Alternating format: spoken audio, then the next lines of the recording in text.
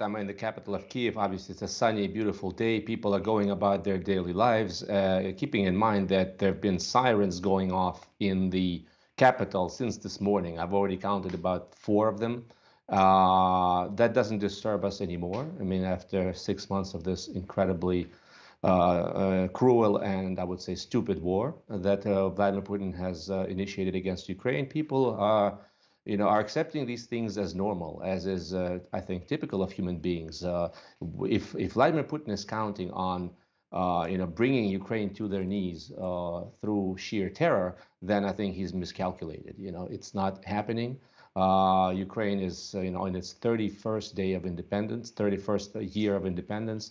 When it comes to its identity, its realization of what they are, what Ukraine is all about, has never been stronger.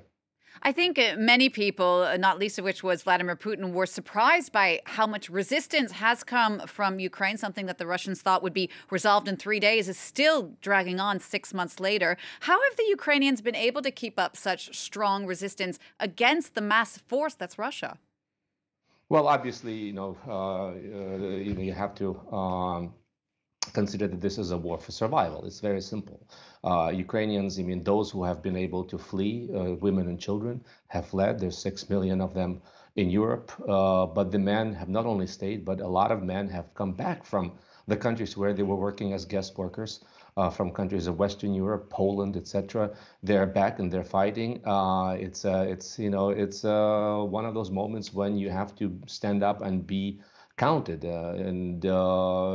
that's one very important ingredient, and the other one is obviously the help of the West. It's been a tremendous wake-up call to Western countries that this is a war not just between 2 Slavic countries in Eastern Europe. This is a war of values. This is a war of credibility of the Western civilization. So the weapons and the economic aid that countries such as the United States, France, Germany, the UK have given to Ukraine have been the other important element. Without these 2 elements, we wouldn't be where we are right now. Peter, you mentioned this international aid, and the U.S. again today is pledging $3 billion more. The EU says it's into help for the long term. How long do you see this war actually going on? Well, let's keep it let's keep it real as far as whatever the projections are of the Russian army getting exhausted, bogged down, the morale being very low.